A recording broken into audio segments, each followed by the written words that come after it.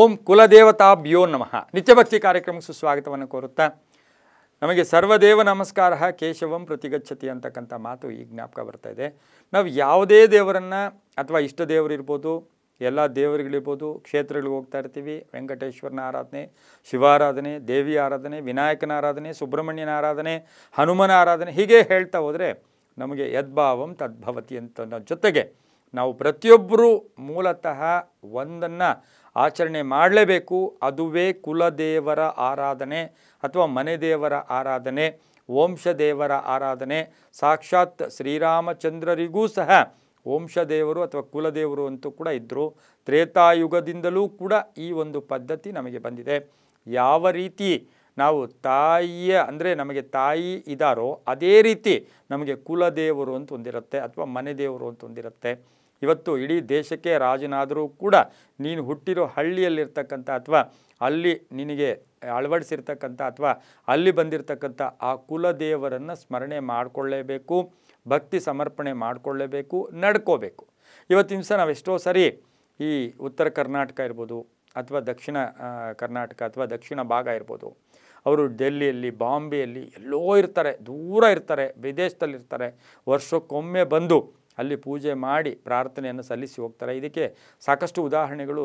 ದೊಡ್ಡ ದೊಡ್ಡ ಸಿನಿಮಾ ನಟರು ಇವತ್ತು ನಾಗಬನಗಳಿಗಾಗ್ಬೋದು, ನಾಗ ಶಿಲೆಗಳಿಗಾಗ್ಬೋದು ಅಲ್ಲಿ ಬಂದು ಪೂಜೆ ಮಾಡಿ ಅಲ್ಲಿ ಯಾವ ಒಂದು ಆಕಾರ ವಿಚಿತ್ರವಾಗಿರಲ್ಲ, ಅಲಂಕಾರಗಳಿರಲ್ಲ, ಆದರೂ ಕೂಡ ಅಲ್ಲಿ ಬಿಂಬಗಳಿಗೆ ಪೂಜೆ ಮಾಡಿ ಹೋಗ್ತಕ್ಕಂಥದ್ದನ್ನು ಕೂಡ ನಾವು ಕಂಡಿದ್ದೀವಿ. ಭಾರತೀಯ ಪರಂಪರೆಯಲ್ಲಿ ಕುಲದೇವರ ಆರಾಧನೆಗೆ ಬಹಳಷ್ಟು ಪ್ರಾಶಸ್ತ್ಯ ಕೊಟ್ಟಿದ್ದೀವಿ. ಈ ಮಧ್ಯೆ ಎಷ್ಟೋ ಜನ ಮರೆತು ಹೋಗ್ಬಿಡ್ತಾರೆ. ಶ್ರೀಮಂತಿಕೆ ಬಂದಾಗ ಅಥವಾ ಅಧಿಕಾರ ಬಂದಾಗ ಆ ಅಧಿಕಾರದ ದರ್ಪದಿಂದ ತಮ್ಮ ಎಲ್ಲವೂ ಇರುತ್ತೆ, ಆಸ್ತಿಗಳಿಗೆ ಲೆಕ್ಕ ಇರಲ್ಲ, ದುಡ್ಡಿಗೆ ಲೆಕ್ಕ ಇರಲ್ಲ, ಅಧಿಕಾರದ ಸ್ಥಾನ ಇರುತ್ತೆ, ಆದರೆ ಕುಲದೇವರನ್ನು ಮರೆತು ಹೋಗಿರ್ತಾರೆ. ಅದೇನೋ ಒಂದು ಸಣ್ಣ ಗುಡಿ ಅಲ್ವಾ, ಅದೇನೋ ಒಂದು ಸಣ್ಣ ಕಲ್ಲಲ್ವಾ, ಅದೇನೋ ಒಂದು ಸಣ್ಣ ಚಿಕ್ಕದಾದ ಗುಡಿ, ಅದರ ಯಾವ ಮಹಾ ನಮಗೆ ಅಂತಕ್ಕಂಥ ಭಾವನೆ ಕೂಡ ಬಂದ್ಬಿಡುತ್ತೆ. ಆದರೆ ಅದು ಮರೆತಾಗ ಸಾಕಷ್ಟು ಅವಾಂತರಗಳು, ಅವಘಡಗಳು ಕೂಡ ಆಗುತ್ತೆ. ಹಾಗೆ ಕುಲದೇವರಿಂದ ನಮಗೇನು ಬರುತ್ತೆ? ಸಂತಾನ, ವಂಶಾಭಿವೃದ್ಧಿ ಆಗುತ್ತೆ, ಗಂಡ ಹೆಂಡತಿಯರು ಅನ್ಯೋನ್ಯವಾಗಿರ್ತಾರೆ, ಆರೋಗ್ಯ ಪರಿಪೂರ್ಣವಾಗಿರುತ್ತೆ, ಆರ್ಥಿಕವಾಗಿ ನಷ್ಟ ಆಗೋಕ್ಕೆ ಬಿಡೋದೇ ಇಲ್ಲ ಕುಲದೇವರು. ಆ ಕುಲದೇವರನ್ನು ನಾವು ಸ್ಮರಣೆ ಮಾಡ್ಕೋಬೇಕು. ಈಗ ಮನೆ ಅಂತಕ್ಕಂಥದ್ದು ಈ ಸಮಾಜದ ಅಂಗ. ಮನೆಯಿಂದ ಗ್ರಾಮ, ಗ್ರಾಮದಿಂದ ನಮಗೆ ನಾವೇನು ಹೇಳ್ತೀವಿ ಜಿಲ್ಲೆ, ಜಿಲ್ಲೆಯಿಂದ ರಾಜ್ಯ, ರಾಜ್ಯದಿಂದ ದೇಶ. ಮನೆ ಅಂತಕ್ಕಂಥದ್ದು ಈ ದೇಶದ ಒಂದು ಅವಿಭಾಜ್ಯ ಅಂಗ ಅಂತೂ ಹೇಳ್ತಾ ನಾವೇನು ಮಾಡ್ತೀವಿ, ಆ ಕುಲದೇವರ ಆರಾಧನೆಗೆ ತಪ್ಪದೇ ಪ್ರತಿಯೊಬ್ಬರು ಮನೆಯವರು ವರ್ಷಕ್ಕೊಮ್ಮೆ ಆದರೂ ಹೋಗಿದ್ದೆ ಆದರೆ ತುಂಬಾ ಒಳ್ಳೆಯದಾಗತ್ತೆ. ಹಾಗೆಯೇ ನಾವು ಕುಲದೇವತೆ, ಗ್ರಾಮ ದೇವತೆ, ನಾಡ ದೇವತೆ, ದೇಶದ ದೇವತೆ ಈ ಥರ ಎಲ್ಲ ಕರಿತೀವಿ.